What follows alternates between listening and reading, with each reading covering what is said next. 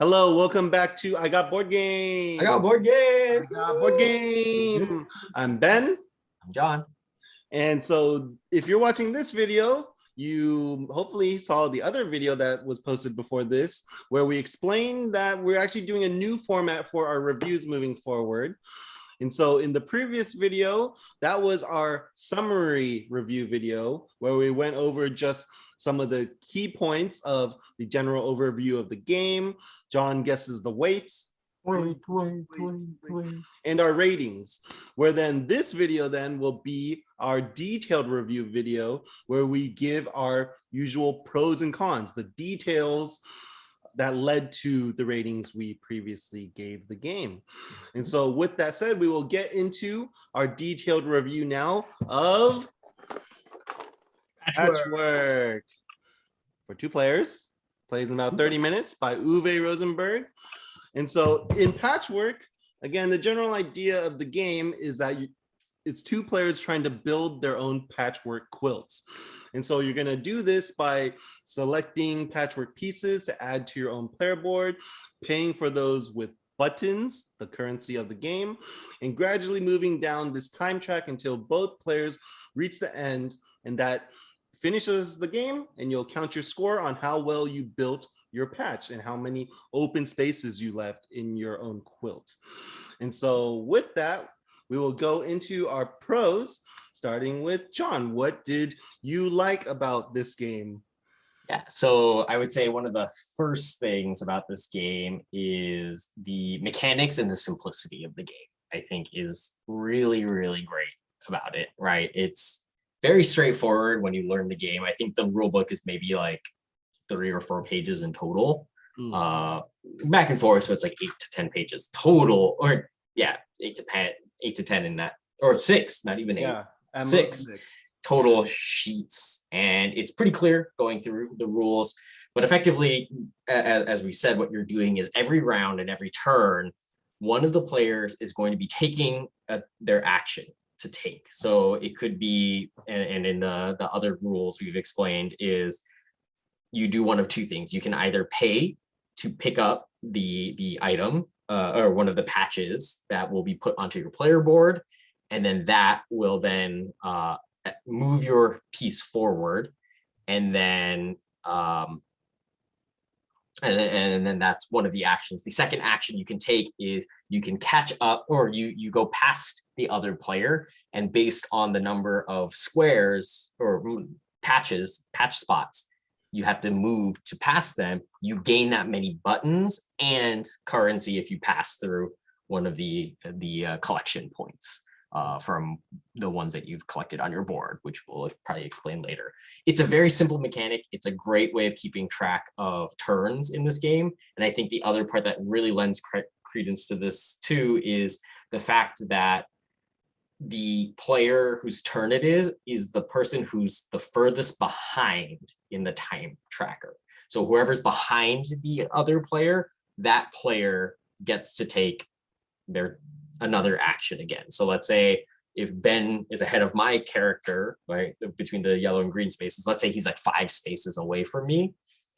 If I'm behind him, I can do an action of picking up or buying a patch, which requires some time. So thematically, it's kind of like you're sewing, and based on this type of the quilt piece that you have, it might take a little bit of time for you to do. But if my character piece is still behind Ben's or on top of, at that point, I can do another action, whether it is to jump ahead of him and collect some buttons, or potentially to buy some new buttons. So I think it's a very clever mechanic and a clever way of playing a 2-player game, where traditionally most 2-player games, it's very, back and forth of it's Ben's turn or it's my turn, right? Where you just always kind of swap between the 2 players. This gives you a little bit more of a variability of whose turn it is, or how you want to kind of strategize what you do in the game.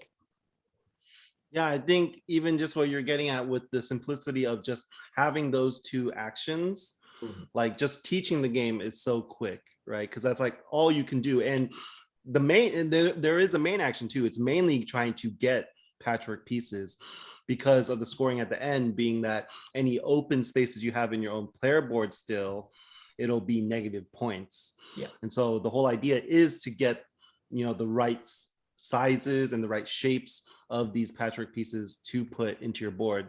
So that's mainly what you're going to be trying to do. But then your second action then is kind of a catch up if you don't have enough money at the time, basically. And so it is pretty straightforward in that way, that even one of the two actions is one that you're going to do more. And so I agree with that simplicity too. And then also, yeah, I think talking about it, how you laid it out, does point to how these mechanisms kind of link together, which is what I mentioned in our previous video of what I liked a lot about this kind of chain link way in which what you're trying to figure out what to do, how all these mechanisms work together, right? It's not like separate mechanisms, like I gotta do this drafting here, oh, and then I gotta place a worker here to do something, and then I need to, set collect in my hand. It's very much these, I'd say about 3 main mechanisms that kind of intertwine with each other of, okay, on this outside track, I can only choose from these 3 patches to choose from. So then I pay for it with the button costs. And then, but then that has a time on it. So that moves me on the time track a certain number of spaces. But if I pass the button symbol, I collect however many buttons are actually in my patchwork, right? So it's like those 3 things, the movement selection of the patchwork pieces, movement on the time track, and then the management of the money in the game, the button currency is what I like to call it. Your button currency, which is also your score at the end. So it just works together really well. Yeah. And on that point, I think that's one of the other really clever things about this game too, is that it's very component friendly overall, right? There's really only 2 major components that you as a player are actually going to be interacting with throughout the game: the patches and the buttons. That's it. You're not dealing with a bunch of other things. It's not like you have multiple things. Your player board, like the movement on the time tracker, is literally just tracking where you are in the game as the way of kind of identifying how much time is left for patching up and creating your quilt. And then the only other thing is moving that kind of marker that indicates what are the next upcoming patches that the player is going to be allowed to buy. And so moving into that component, I also think that that's a very clever way of making this game, where it's not like you have this big, you do have this big group of patches that are being shown on, as you can see here, but every time you play this game and you lay out these pieces, it's entirely random. You're just throwing them all out into this big circle around, and where you start, which is also very clever, is kind of the smallest piece that's able to be bought within this big circle, which is the two square piece. And the player marker always starts after that. So that in effect is the last piece in the rotation that can be picked up as you're playing throughout the game. And so from that point, it's anything that goes forward from there. And then the way that works, as we said, is every time you buy a patch, you move that marker to the location in which that patch was taken. So up to 3 away, if I bought that L shape that Ben's hovering his mouse over at this time, once it's bought, I take the player piece or the time or the tracking piece, and I move it into that spot. And so the next 3 available are actually that kind of U-shaped one, the cross-shaped, and the 3-lined shaped piece. So that's really cool, because in this game, the other way of thinking about it is you can actually be really strategic about your decisions as well, if you want to get that deep into the game, where you can manage, well, there's this piece that I can afford, like the cross one right in front of the image that's there right now.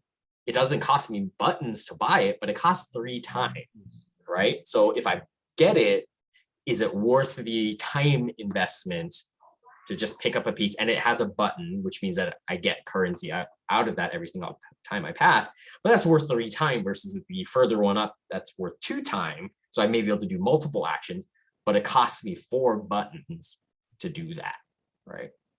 There's a lot of this interesting kind of thinking about what really makes the right decision for me, but it's not such a big group. It's not like I'm looking at this entire board of every single piece that's possible for me. And the nice fact about the game is that you can also place these pieces wherever you want, which is also really nice. It's not like Tetris style where it's like you have to drop and it has to come from like at the top down, or like other games where it's like if you started from one place, you always have to kind of build out from that same position. you're freely allowed to place your pieces wherever you'd like to on the board. It's just that once you've placed it, it's stuck. Mm. So, Like in real life, right? Like when you're Mhm. sewing something together. And I think on that too, it is nice that like, you know, that like aesthetically it has these different patchwork shapes and designs, so it really looks like a patchwork, but it's also then not boring, like every patchwork is a square piece, right? Because then Yeah. that would literally just be so easy to finish your patchwork. Yeah. But it has that part, like in most polyomino games, right, with pieces of these kind of tetrisy shapes, that you do need to think a little bit like how to actually place it together on your own player board, so it's not like just super straightforward, just buy any piece you can, right? Yep. And then also, like you had mentioned, the strategy of, you know, maybe paying for a piece that uses less time so you can maybe get even like another action immediately. Where then the other end is, you know, maybe you'll want to get a piece that moves you further ahead so that you can pass one of these square pieces on the time track first, which then is a free one square that you can cover up on your own player board, which I think is a nice little touch too, because then it doesn't, the game doesn't kind of push you to always be conservative, right? Not always just like, I always just need to spend the least amount of time so I get, you know, the most number of pieces. But sometimes when you're putting your patchwork together, you do notice there's an empty square. And it's like, it's really nice There that they will added, be empty squares. It's yeah, not even you might, you will. yeah. And it's nice that they included this kind of incentive then, like, okay, then maybe you don't need to be conservative right now, but you need to pass this square piece before your opponent does. So you get that free square to just fill in on your board. Mhm. So that was a smart touch too. Yeah. And then I do like this, again, the button economy, I think is a little cute thing, but it works so well where you're kind of building up an engine in a way in this game, where depending on the pieces that you get and how many buttons are actually on them, that'll determine how much income you get each time you pass these button spaces on the time track. And so that has that engine building feel too, of like, okay, now if I just jump ahead, I can collect the money I need to buy the piece that I think I can get next time. But then, you know, the more you're building up, the more income you'll get each time. So that's a fun feeling. Yeah.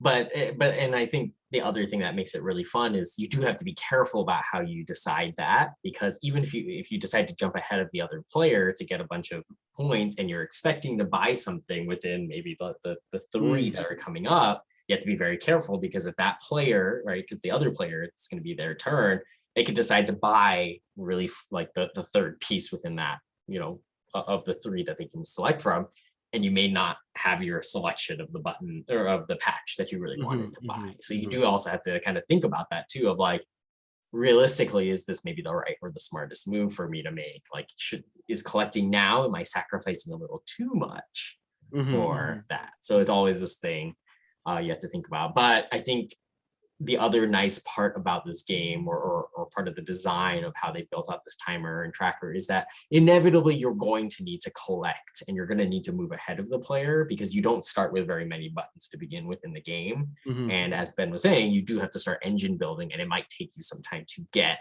buttons onto your board, again, depending on how these patches lay out. Sometimes it could be like the very far right of what we're seeing here on the circle, is there's a lot of those patches over on that side that only give one or not even a button when you buy them, and they do cost buttons to buy.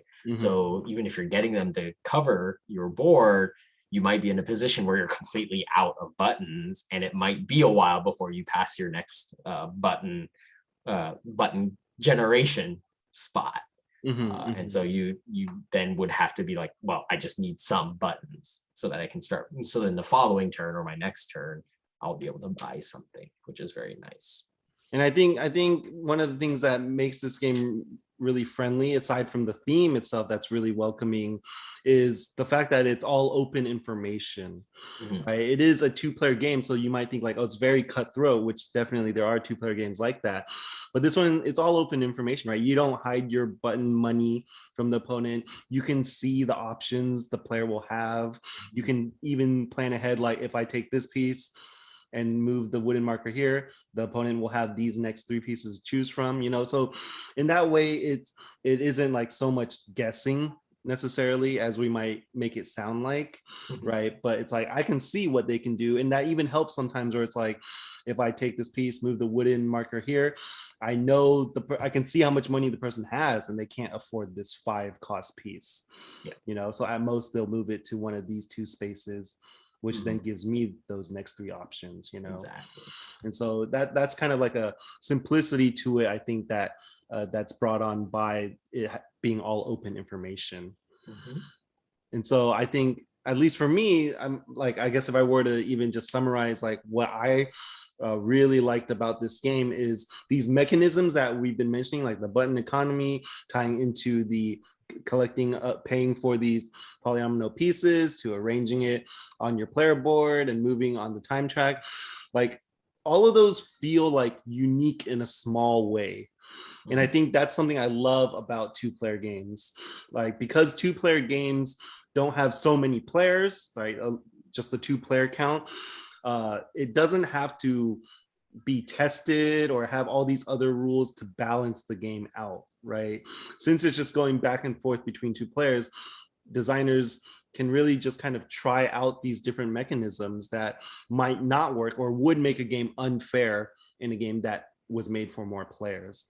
And so I think that's how all these kind of mechanisms that are just slightly different, like even if it's just the player in last place is the one who has their turn, it works great with 2 players because it's still almost like alternating, right? Some cases where it's not, but then if there were more players, it could really kind of throw people's timing off. You just really can't predict what you want to do when it gets to your turn. And so I think, just the mechanisms just being slightly unique, but then also only in a sense working well in a 2-player setting is what really makes the game shine.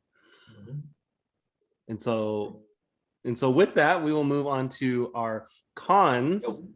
One other quick pro that I wanted to mention. This good. game, as I've been mentioning in a few of our videos recently, this is colorblind friendly game, right? It has the symbols, it has the numbers. The Patchwork quilt may not look as nice. I'm not colorblind, so I don't know. But that being said, you can easily play this game, right? It's very accessible and friendly. Again, as you can see, there's really not a lot of there's no text involved in this game, so you don't need to read. That's what I was going to mention too. Yeah. So it's just very simple. Of as long as you know the basic mechanics from reading the rule book a couple of times of whose turn is it every single time, because that's the only thing directly that's not explicitly stated on this board. You can actually play this pretty straightforward, and it's pretty intuitive once you start playing the game. And once you get used to the game, it's very you really get the sense and the feel of it after a few rounds, especially with new players for the first time. Colorblind friendly and language independent. Very good features to it. But numbers, you need to know numbers. So if you don't know whatever, I don't think it's Roman numbers, it's whatever the number, this number nomenclature is noted as, you have to know those. You can't use Chinese character for this, but those are definitely like just details. If you notice it, like it makes the game even easier to teach and introduce to people. And so moving on to our cons, things that we might have had issues with the game, John. So I'll start. One of the things that can always happen with a random game in the sense of like setup and where you're kind of creating this, it's a small nitpick on this one, but there are times and circumstances in which you kind of get caught behind some really expensive quilt pieces and both players can't afford it. So what ends up happening is the 2 of you just kind of keep bouncing and you just lose a lot of time moving forward that way, where it kind of feels like you're not really doing anything until you just attain enough money to do the next action. Especially in the early part of this game, because you don't have a lot of button generation. So even those first couple button generating spots don't do that much for you. So I will say sometimes that can happen. Sometimes the board is set up really well, or like set up in a way that is balanced enough as you're kind of playing through the first few turns where it doesn't feel that way. But there are situations in which that can happen. So it is a little bit of a nitpick from me and a little bit of a negative just because it kind of slows down that feeling of being able to act and being able to do something in the game, where in real, it just feels like, oh, I just have to sort of collect money, and this really isn't in the min-maxing style or like the competitive style. It's like, it feels like I'm wasting a turn, right? Because I literally have no option other than to just collect money until I'm able to do something in my turn. So yeah, I've definitely come across those situations, and I think for me, actually, I only have small things.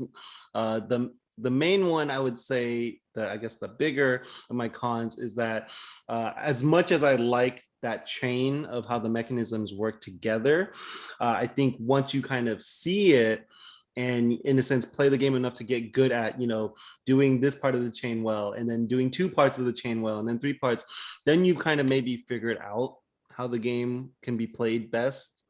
Obviously the randomization helps with kind of just always making you win once you figure it out, but there is that the actual game feel of going through that process, and that's kind of the strategy you need to figure out, like that stays the same with the game. And so in that way, it does make the game feel a little lighter as a 2-player game, not a heavy 2-player game, which is what I personally do kind of enjoy, because if I am able to just kind of focus with another player, I would like kind of a game that has more going on that we can both think through.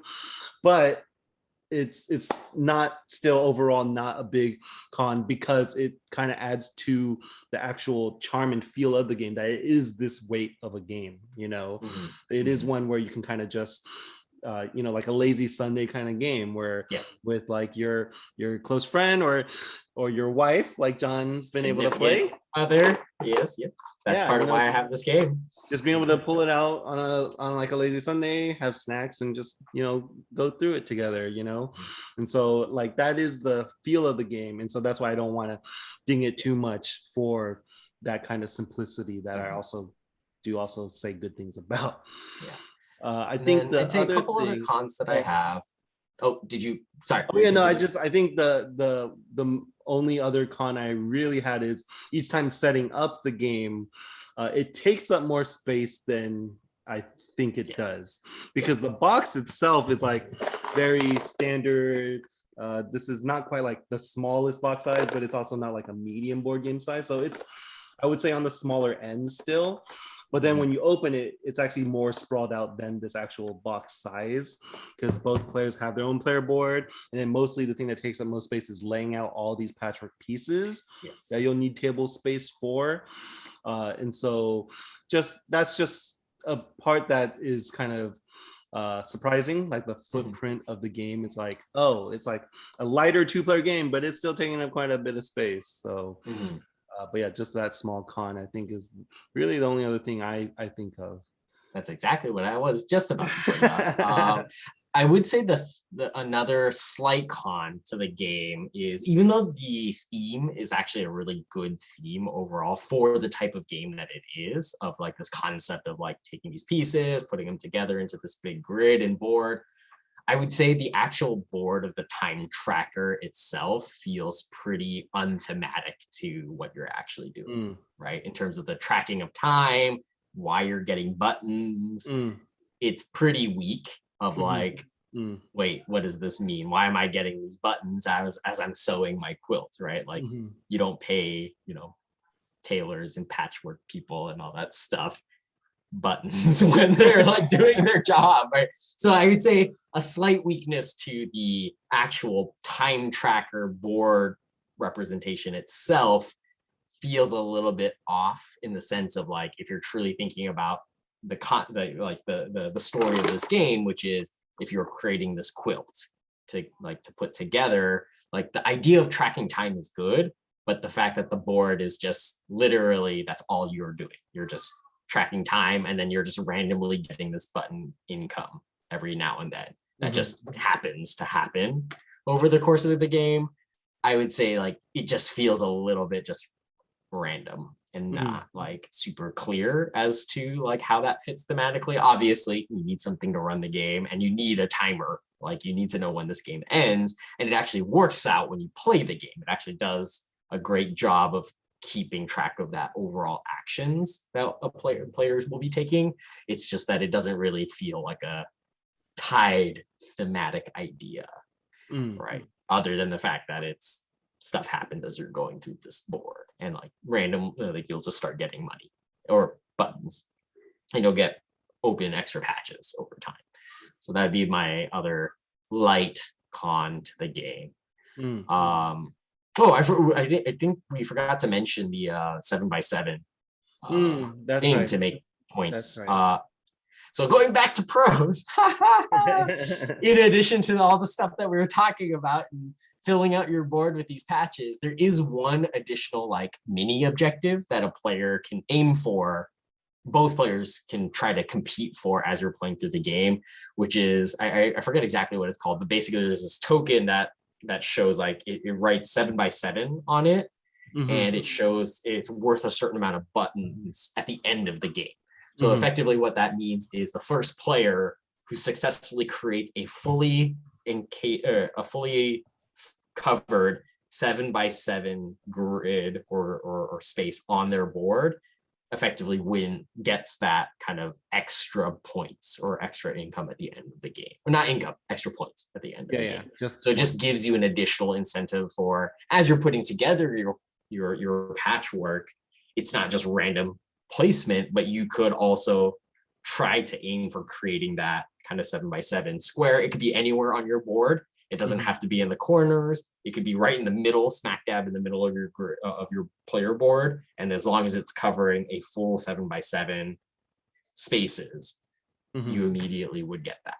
So that's another nice mechanic where it's not just like, oh, I'm just filling up my squares until the end of the game. It's like, oh, well, I can try to get more points too, right? So if I can work it out that way. So yeah, and I think maybe from a design standpoint, it was also smart that, because the reaction might be like, oh, why don't we have different goals? But I think if it is gonna all follow this, like fit in with the simplicity of the game, it'll obviously be about like the shape of your patchwork. And so if they made other goals of like, oh, a 6x5, or like, it would be too much overlap, right? It'd be too easy to like have one person, whoever can just get the 7x7 first, gets all the other goals and bonus points, and that would be unfair, right? And so just having that single 7x7 as a bonus reward, I think that is a nice touch. Yeah. But yeah, sorry for going back to pros, but other than the little theme thing, that was my last con for the game in that sense. Yeah, I think I said my cons, and so that's why we do want to conclude now, just to kind of recap that from these pros and cons, that's how I ended up giving it a 7.5, and John, same thing. I also gave it a 7.5, as you mentioned. Yep. So those are our ratings that were also in our summary video. And so, yes, this is our detailed review of Patchwork, our pros and cons. Ultimately, both of us giving it a 7.5. So if you found this interesting, helpful, hope you'll share this with friends, family, people you play board games with. Hope you'll consider subscribing to this channel, or even following us on Instagram at I Got Board Game. And until next time, we will see you then. Bye. Hey.